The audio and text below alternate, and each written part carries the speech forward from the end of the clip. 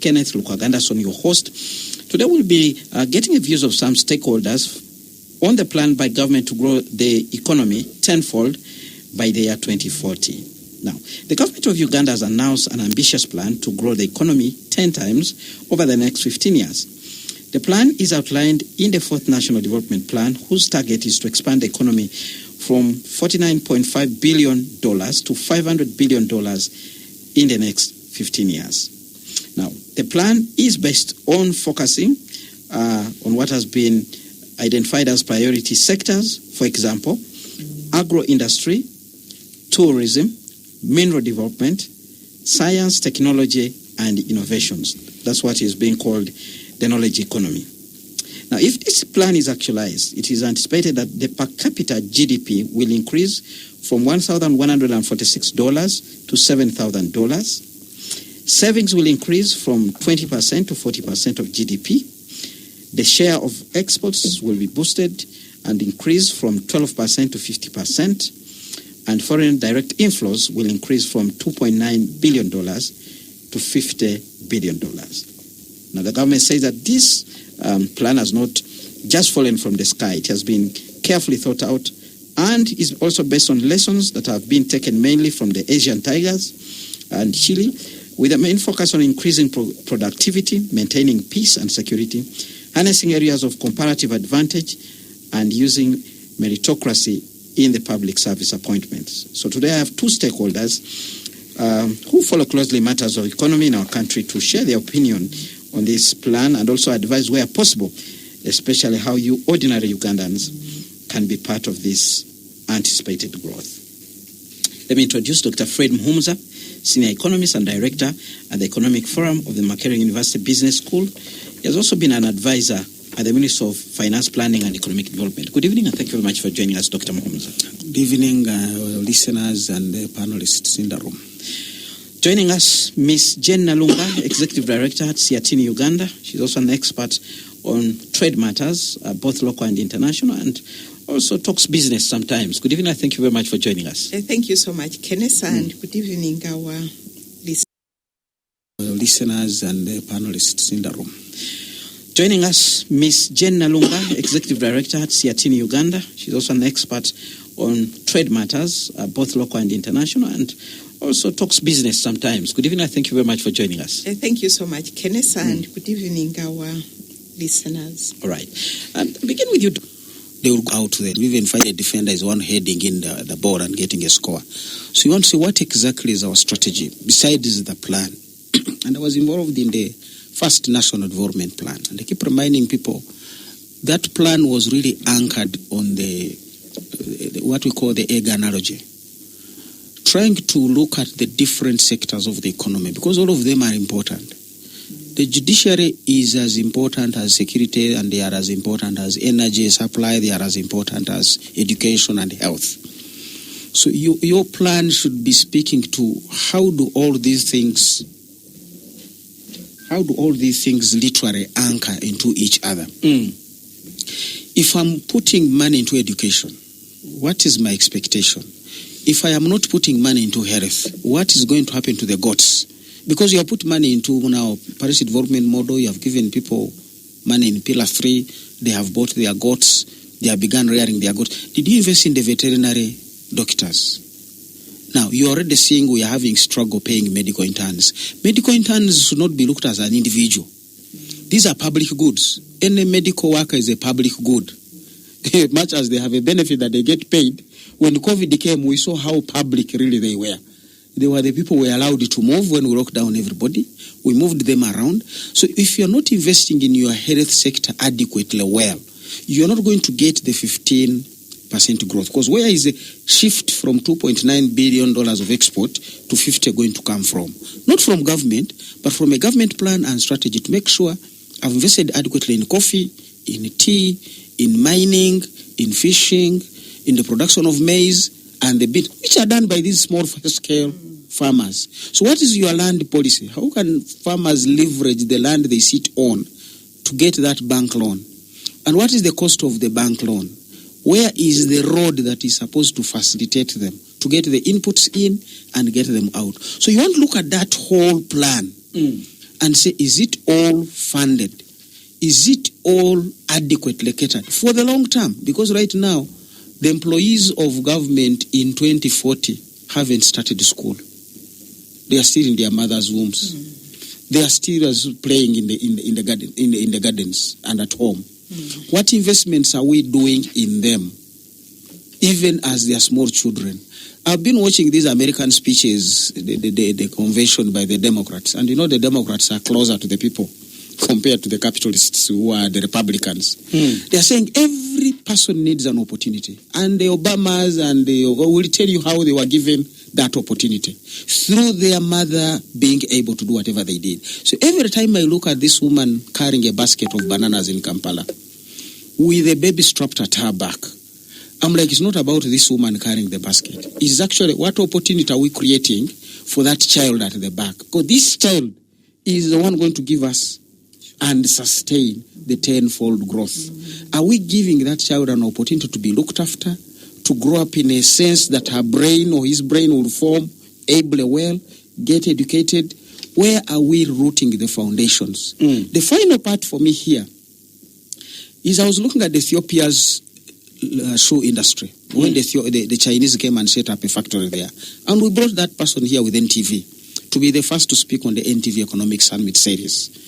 The lady who had invested there. I said, why did we pick Ethiopia? The science is very critical. Ethiopia is very cold, meaning the cows in Ethiopia have a very tough skin. Thick. It is thick to prevent the cold from getting into the cow.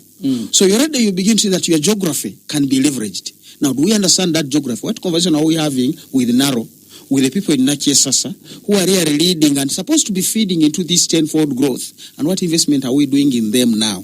The other part was, they knew the cow can be destroyed after birth. So like here we say doctor-patient ratio.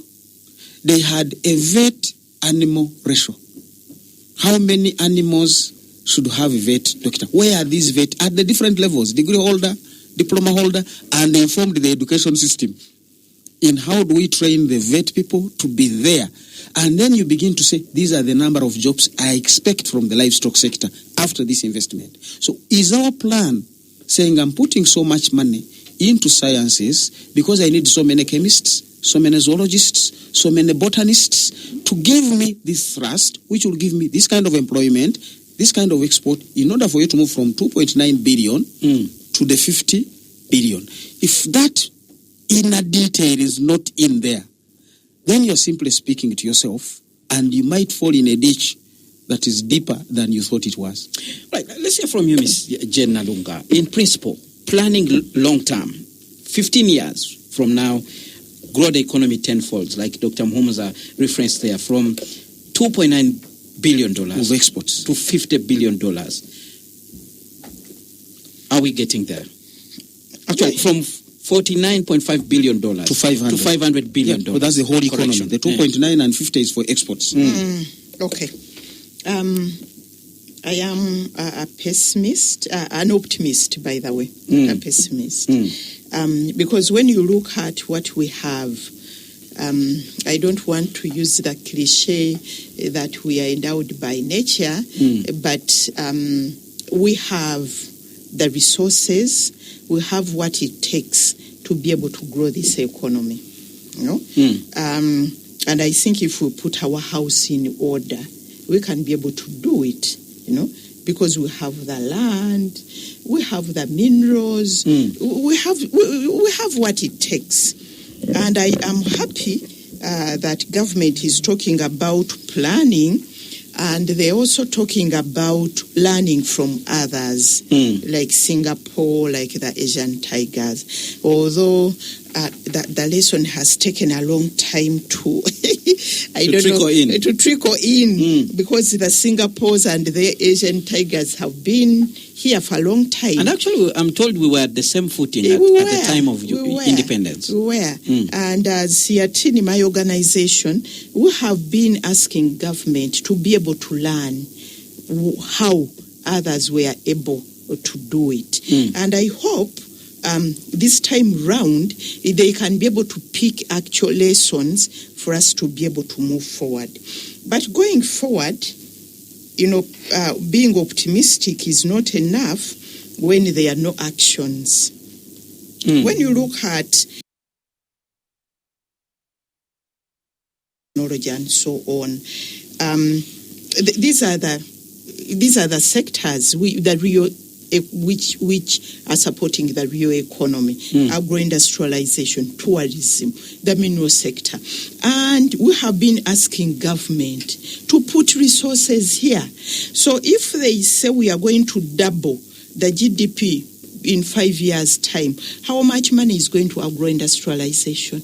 It's 1.8 trillion only for 2024-2025. Last financial year, it was just 1.6 trillion.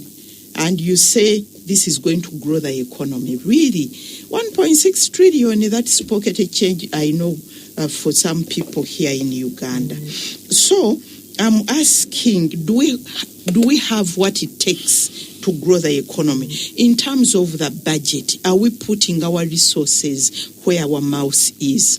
Another issue is the way the projections are designed. I'm asking myself, who is to benefit from this growth? When you look at GDP is going to go up. GDP is not a very good measure of the state of the economy or a good measure of human development indicators.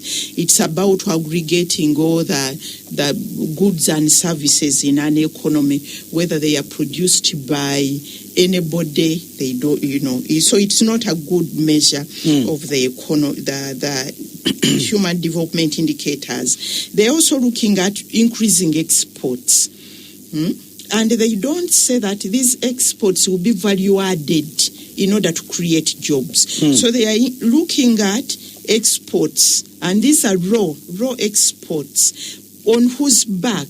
The women's back, people using a hoe, growing maize. So when we look at who is going to benefit from this economy, because we are concentrating so much on economic growth without looking at development, so that the people can be able to enjoy this this growth.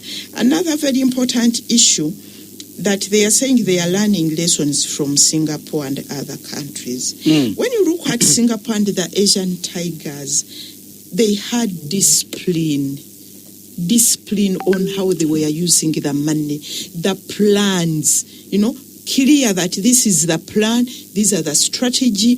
We'll be able to reevaluate our plan, evaluate our strategy. And for example, Singapore, is it quite new? Zero tolerance to corruption, which I don't see happening in Uganda here. When you look at their civil public service, very technically, capable. We have killed our public service completely, completely. So when we talk about moving from 500 million from $49.5 billion to $500 billion. There's agro-industry, tourism, mineral development, science, technology, innovations, among others. The choice of the sectors, are they the right ones? If they are the same sectors that are holding the economy now, what do we need to do differently from what we've been doing? Yeah, thank you. I talked about the egg analogy earlier on in the National Development Plan 1. An economy is really like the football team of 11 players. You cannot say, I've built my strategy on goalkeeper. I see you love football. Yeah, because it's a game of strategy. Maybe because the English Premier League season has just kicked off. It's a game of strategy. And little wonder Ferguson was taken by one of the famous universities, because football is about strategy. Development is about strategy. Military warfare is about strategy. Even your own human body is about strategy. There is a reason why the nose is above the mouth. What if the mouth was above and you're eating and things are dropping in the nose, in the eyes? It's about strategy. So what is our strategy? And if you talk about tourism, talk about mineral development, talk about agro-industrialization, where is integrated transport? Because each of these is sitting on transport.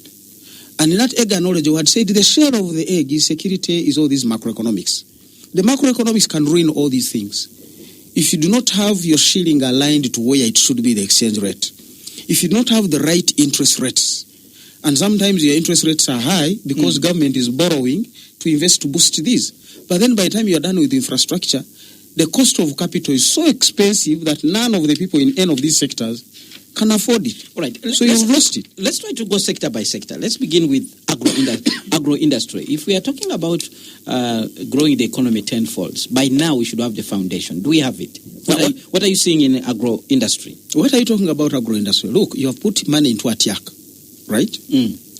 You put money sugarcane growing, I don't know, Kinyara. Kinyara is in Masindi. Your biggest market, besides Kenya, the next market for export is South Sudan. Now, you can't easily move sugar from Masindi into South Sudan because Karuma Bridge is not accessible for heavy trucks. That is for the moment. So, but that's the moment you're talking about. Remember, the growth of the 50 is supposed to start in 23, 24, 25. This is our starting point. And as you asked, what do we have in place? Seziwa Bridge is closed off to big commercial vehicles. And we all know what the central region means to production that was supposed to boost us. So you don't want to discuss agro-industrialization and tourism and actually forget integrated infrastructure. And then you forget your energy is still too expensive. All right. Water is not at the farms. And we are still debating irrigation, mini, what? I don't know. I mean, there are so many things not in place for us to say, because by the way, to grow the economy 10-fold, we should be starting with 15% growth rate this year. Our projection is 6. So you're at the 9 points off the starting point. Are you going to win that race before you even get into your sectors? What is the security situation? All this for me, so I don't want to look at 4 sectors. I want to say, do I have a team of 11 to deliver the goals and prevent the goals? At this point in time, I don't see that team. But the PDM... if you're also going to plan for the next season, you should at least do analysis of the entire team and see the gaps where you can, buy other players. What are we doing in those gaps? This is where the policy development model comes in with the 7 pillars, not 4. And the 7 are backing up all these things. She has just talked about corruption. Corruption is backed in what is the nature of our governance and administration. You might be talking of 1.4 trillion, 1.8 trillion to agro-industrialization. How much of it is going to be stolen? You haven't discounted out that. If we are going to be borrowing, and you can look at the figures for last year, 23-24, we domestically borrowed about 15 trillion. Of that, 8 went into debt refinancing. Only 6 was available for service delivery. So the biggest market in this country, for me and you who are supposed to grow the economy, is investment in government bond. So who is going to grow the economy if Muhum's and Jane and Kenneth are putting their money in government bonds, going and sleeping at home? And the government bond is not in the ATMs. So you want to get back to the principles, as you said, principles and concepts. What signal are you giving your private sector? Am I going to put my money into medicine? Am I going to put my money in tourism? Am I going to put my money into mineral development? As of now, I'm going to put my money into a government bond. What government does with that money, whether it's parliament sitting in Guru, they are flying out, they are putting it, I don't care. Because at the end of the day, you're going to give me my 15% return on investment on a 2-year bond. You cannot grow your economy on those principles. That's the macroeconomics I talked about. The macroeconomics does not speak to the 10-fold growth as we speak. Madam Jane, Jane needs to join me to be a realist, not just an optimist. Do we have a foundation, looking at the sectors that have been set up? Do we have a foundation, something to build on? Agro-industry, tourism, mineral development. In there, do you see the catalyst, a foundation, something that we can say now, we just need to take off? For me, the mere fact that we have recognized that ATMs, they are the drivers of the economy. That's a beginning place. But we are just beginning. And I agree entirely with Fred that we need to be realistic where we are. In fact, Kenneth, when you are starting on a journey, you are here in Kampala, you want to go to Kavari. You look at the car, does it have fuel? Are the tires okay? Then you look at how to make that car move. Should I take it for servicing? So we need to be realistic, but we also need to be intentional. That if we are to embark on a journey and we have a clear destination, then we can be able to make things work. But what I want to point out clearly also is that we need to separate between the drivers and enablers. We know agro-industry, tourism, mineral development, those are the drivers. Science, technology, and all that, those are enablers. What Fred was talking about, the financial sector, those are enablers. It's like you can't say your car has no petrol, has no oil, and you say I'm going to Kabali. So we need to clearly analyze where our enablers, are they working or not? When you look at, for example, there was a study, I think it was done by EPRC on startups, and they were saying 70% of people who start businesses use their own savings. So what kind of business can you start when you're using your own business? Or when they are borrowing, the interest rates are very high. So that shows that if you want to grow the economy, look at the financial sector. And for me, I believe that we need to rethink a number of our policies. Because we sit here, by the way, people think I'm an economist. I'm not. Fred is an economist. But I think, Fred, it's high time we sit and be able to rethink our economies. Weather and economic policies. We better stand. If we sit, we'll do so. Let's do a cocktail.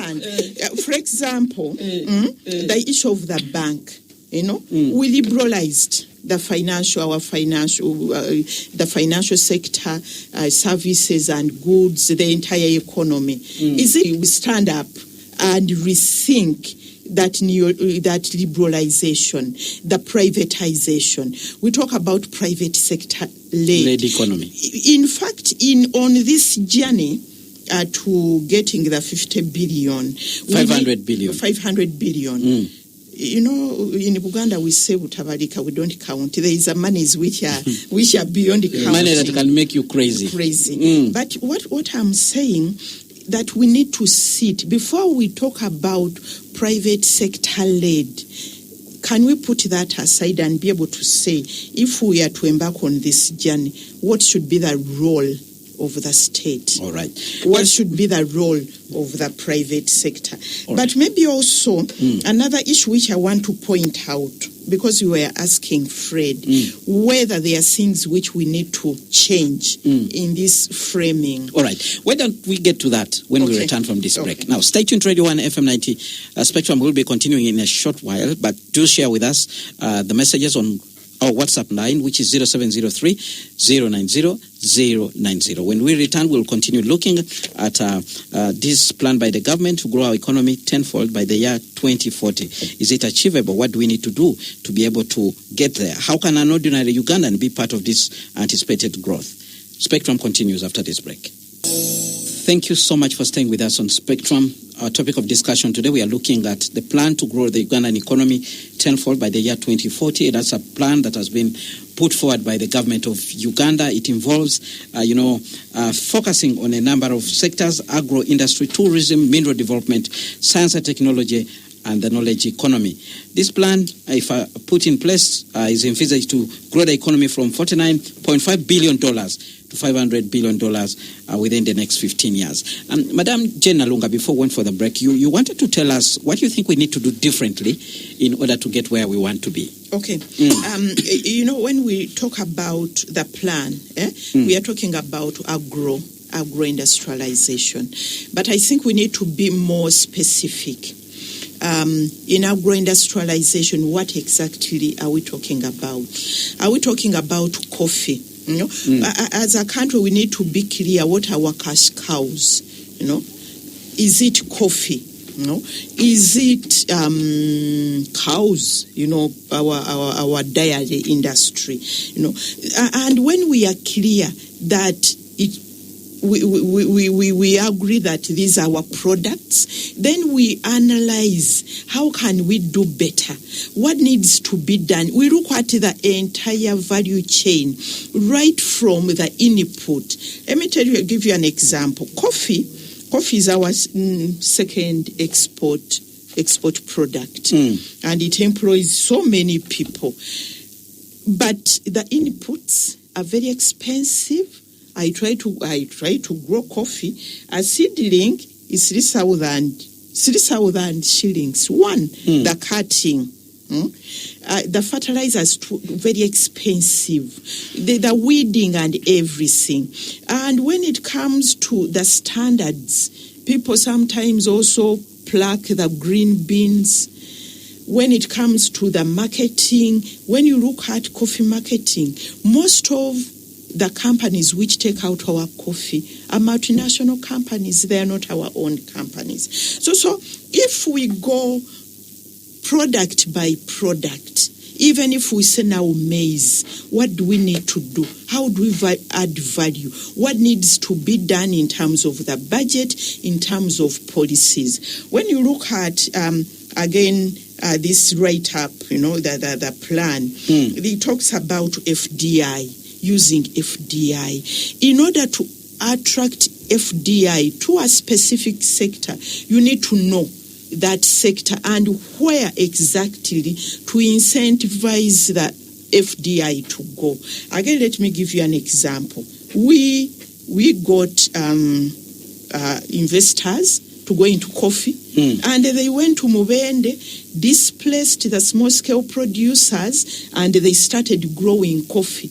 Do we need such investors? So when you are clear of what you want to do and what you want to achieve, you can be able to direct your resources, your investment towards that sector and the exact spot where you want to put in. For example, the issue of incentives. I understand there is a meeting, is it tomorrow, to discuss incentives. Incentives are not bad per se. I'm not talking about tax incentives. Incentives are big. Again, if our plan is clear, our roadmap is clear, we can be able to say this is where we are going to give incentives to our investors who are coming here, specifically to a specific area in a sector, But then also we need to review our policies, whether they are fit for purpose. Our trade policy ended in 2018. 2018, we are in 2024. 2018. But it was a 10-year plan. So it was crafted in 18 to 2008. That's the policy we have. And there's so many things changing, even on the international market. On the international market, look at our investment code. It's not fit for purpose, So if we are to move this journey, there are things which we need to do. I will talk about coffee. Coffee, we need again to scan the environment because the environment is so dynamic. Even the regional, the global environment, we have concluded the tripartite, SADC, ES, and COMESA. That market is there. We have the CFTA, the Continental Free Trade Area. It's there. EU market is there. But now EU is telling us that if you are bringing your coffee on the EU market, and by the way, 67% of our coffee goes to Europe, that if you are bringing your coffee here, you need to show us that you are not deforesting, you are not cutting down trees to grow plant. The coffee. Yes. And that one we are guilty until we prove ourselves innocent. We need to do traceability. We need to do the sensitizing the farmers. Yeah, but also plotting, because each consignment which goes to Europe, they want to say this consignment is for Kenneth. The coordinates are like that. We haven't done that. And government hasn't put money towards that. What I'm saying is that government has to walk that talk if we are to do to be able to move the economy to what this plan is talking about. We are looking at inflows growing from $2.9 billion to $50 billion. We are looking at trade increasing, share of exports being boosted from 12% to 50% where we are at the moment. And the issues you raised, they are very critical. On the side of trade, just to pick on some of the issues that Jen has put across, are we strategic enough to be able even to get a market for the things we are going to grow? Because if this plan is put in place, we are likely to have more manufacturing, but where are the markets? Can you do the manufacturing itself without the detail that she's been mentioning here? And sometimes we lose opportunity talking things. We were already aware that we need to map the coffee farmers. Now somebody came and said, for that reason, don't dismantle UCDA.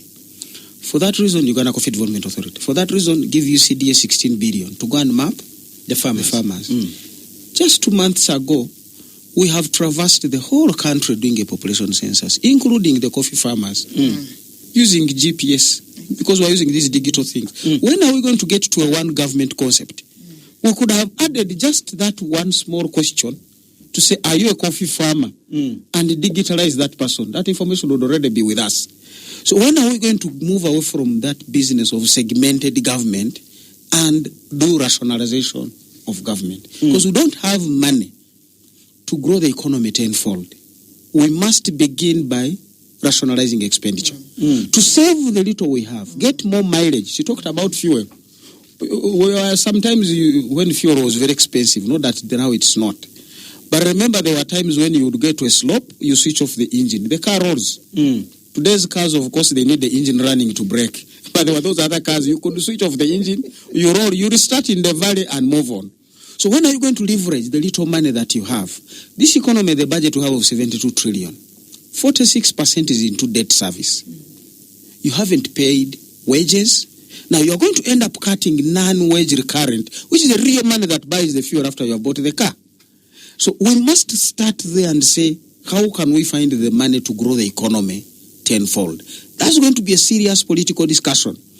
I'm in agreement with the president to say a rationalization agenda. Parliament, you didn't do a good job. I'm coming back. And he sometimes maybe needs to give a directive, a presidential directive, like Trump used to do these executive orders. Because when you come to Parliament, they will begin to debate. Now this one, we are losing time. You don't have money. You don't want to go borrowing. A 2-year bond is now almost at 15%. Meaning every time government borrows 1 billion, it is going to spend 150 billion paying back to that investor. When will you ever find money to invest in the mineral sector? We already have a mining company, by the way, created in the law. When are we going to operationalize this mining company to begin putting capital into it like we did with Enoch, so that the mining company can partner with the private sector people and get minerals out of the ground? That would be our way. I'm waiting for such strategies. Not telling me the NDP4 is now signed, printed, and is being distributed. I don't need a plan on mining, a strategy on mining. The basics are already there. Can we get the gold out of the ground? These are the minerals out of the ground, with the government as part of the process. And can we tax it? Because sometimes we get it out and then, don't tax my investor. And then you lose the money. Can we help URA? URA has been giving us information. The bulk of the imports, and we used to get some good taxation in imports. Now, the bulk of the imports are coming from the ESC. You can't tax them. They are zero rated. So you're also losing revenue. So what is the financing strategy for the tenfold growth? That question is still pending. Both for government and private sector. Maybe you have heard from the corridors where we are going to get the money. I mean, as of now, it's borrowing. But you can't borrow when borrowing itself is your biggest enemy. Can you borrow to grow? You cannot. Is it possible? You can't borrow yourself even out of debt. You're already trapped in debt. That's why I'm saying if I can get the mining sector working, which is part of the M, the tenfold growth. But that requires you to engage by operationalizing the mining company. How are you going to put your equity stake into that mining company in order to engage the others. And what is our taxation strategy on the minerals? Minerals, by the way, you can tax them 70%. They'll still remain viable for the investor. You're talking about minerals. Maybe the government is also thinking about the oil that is likely to be produced. Let's not be talking about maybe. I come from the oil area. We have 1,445 kilometers of a pipeline to do. Oil makes value when it is in the market. Now, all the investments that I'm hearing people cherishing, the bulk of them are the vertical ascent, the rigs and what to get the oil out of the ground.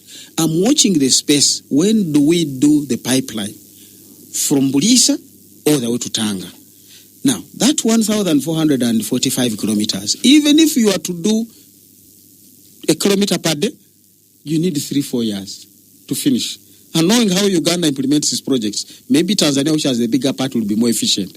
But remember, Tanzania can be efficient if Uganda is not efficient on our portion.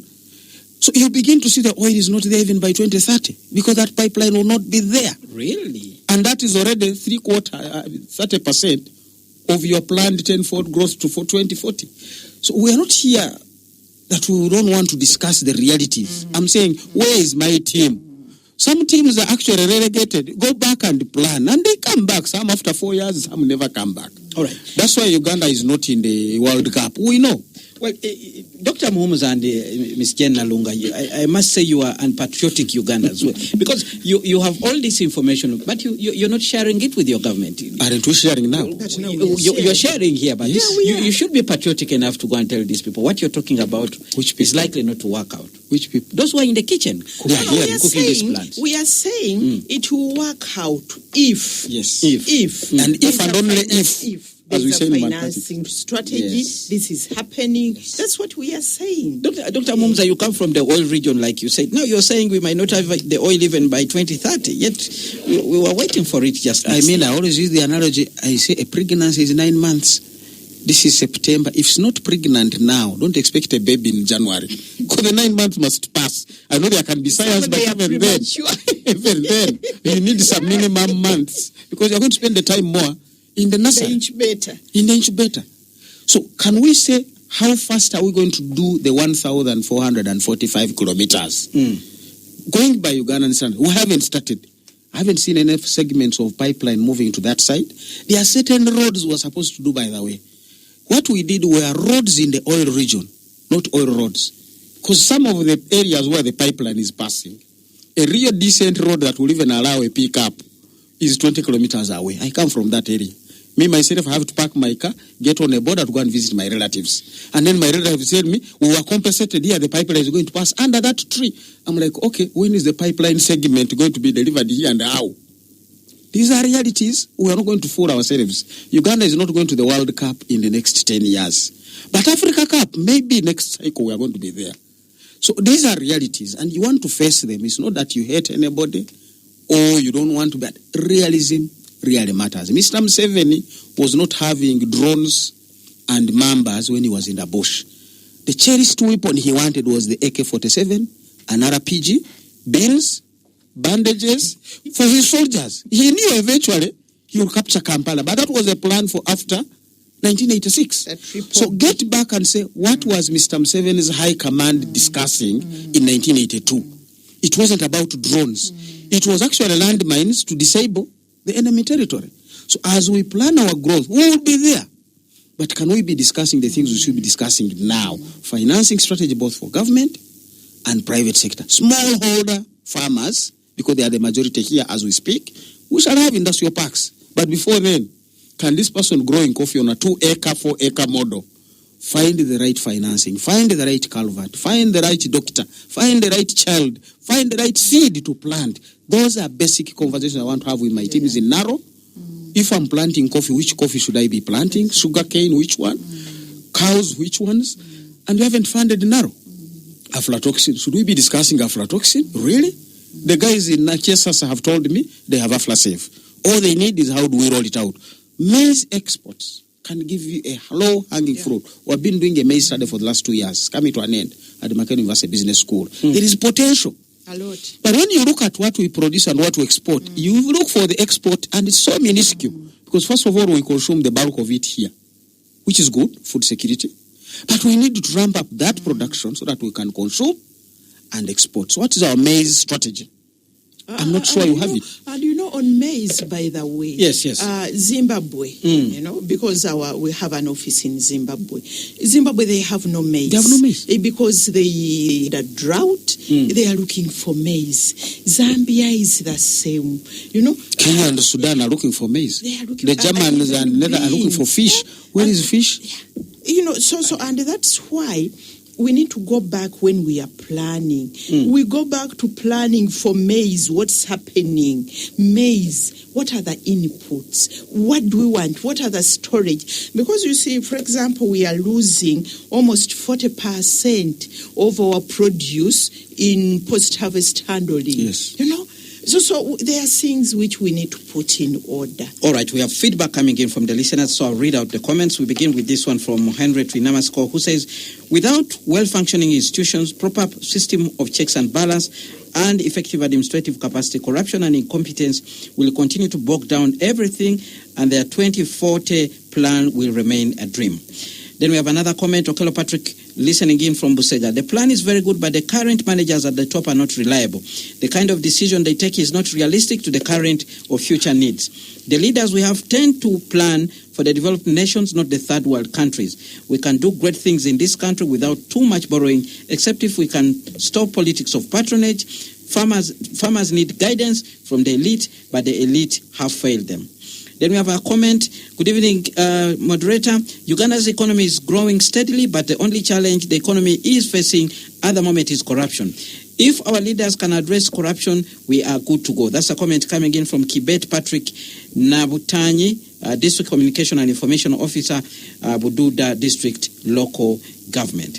Then we have another comment. Please ask the two, what major reforms should we make to have a realistic chance to $500 billion? Three of them, he just wants three of them. That's a comment from Flanker or there who is listening to us. Then we have another comment, economy of Uganda times 10-fold in 15 years. I strongly agree with Dr. Fred Muhumuza, a dairy who has empirically elaborated the illusions. In addition, based on NRM government behavior, the vision is overambitious and this will never happen unless the guys in charge of a government get completely reformed. In other words, they receive true salvation.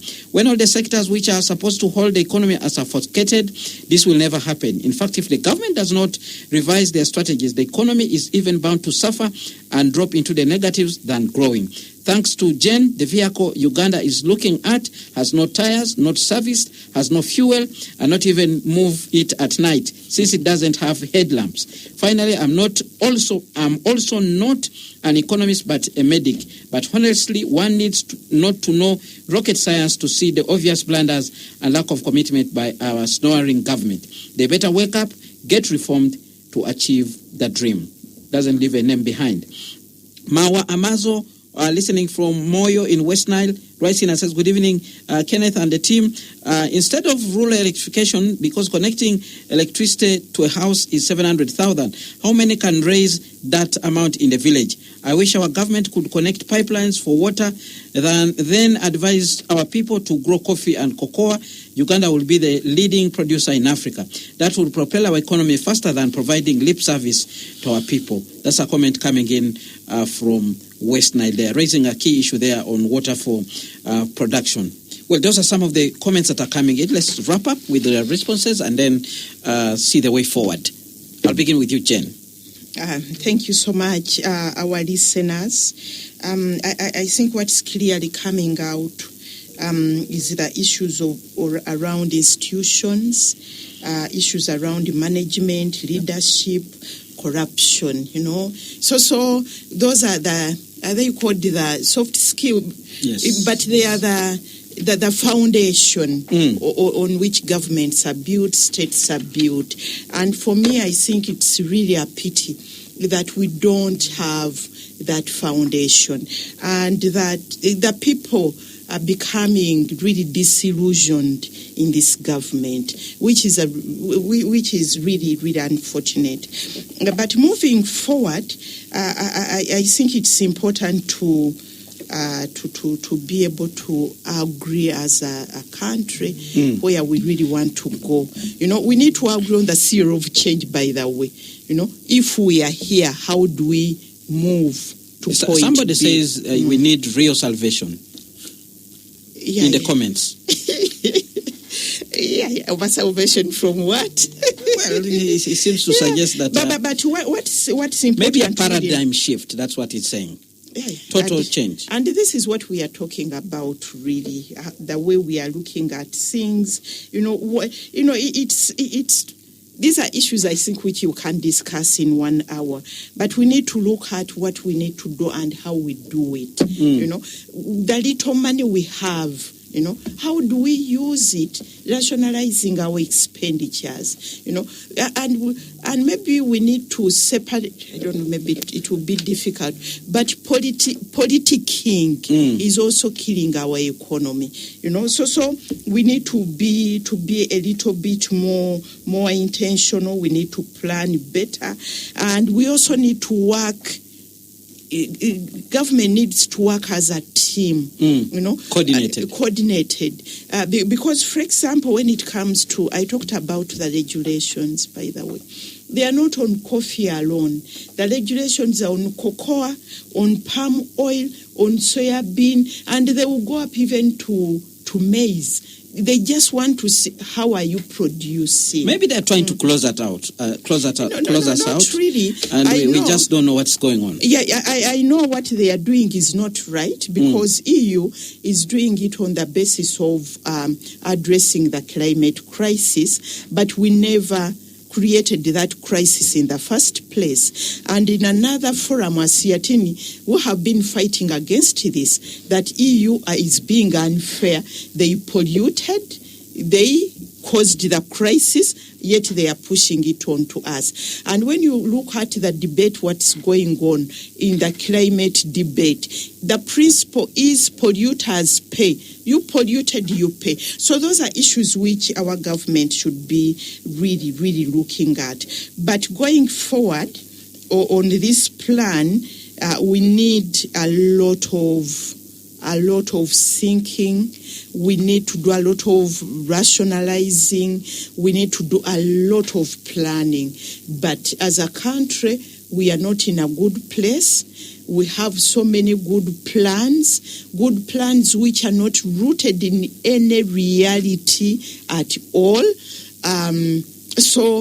No, we are not in a very good place. All right, we have this comment coming in from another listener who says, Dear Anderson and the panelists, it's good to have a plan so that one works deliberately through steps and timelines, leading to realization of the strategic intent, but first things first. 1, you need intentional leaders at the helm with magnetic personalities to lead the people and share the vision. 2, you need to start yesterday to inculcate a savings culture in the people to grow financially. 3, you need to reduce emphasis on public administration and concentrate on skills development with targeted sectors, tourism, mining, technology, etc. 4, emphasize zero corruption, zero tolerance to corruption as Singapore did. 5, have democracy, work and be seen to be transparent to get every citizen on board.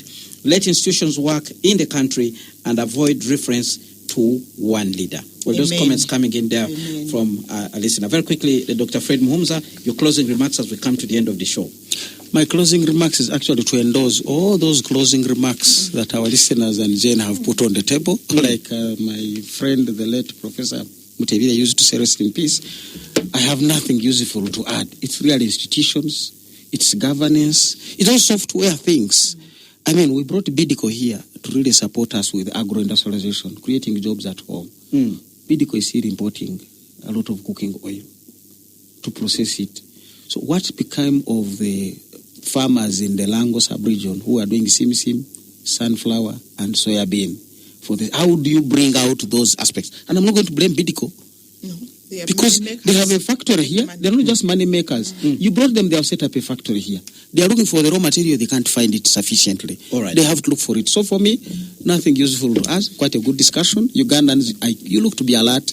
Let's continue being alert and take action on some of these things. And with that, we come to the end of Spectrum. Thank you very much for tuning in and contributing to this show, dear listener. Thank you very much, the panelists, for showing up and having this discussion. Of course, this is a continuous engagement and we'll continue to create a platform for us to follow up on the issues that are being worked on to realize this plan. Spectrum will be back tomorrow. Up next, we have the news in English with Miss Josephine Dagano. Thereafter, BB Junior will come in with the Soul Train.